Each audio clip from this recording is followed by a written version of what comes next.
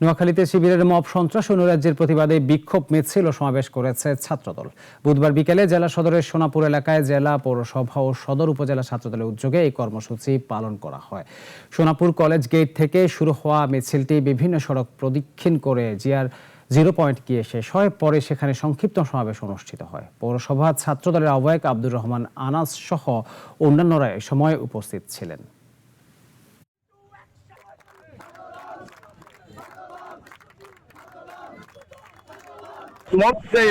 আপনারা তৈরি করতেছেন, আমরা আপনাদেরকে বলবো আপনারা এগুলো অচিরেগুলো বন্ধ করুন এবং আপনারা এই সুশৃঙ্খল রাজনীতিতে ফিরে আসেন।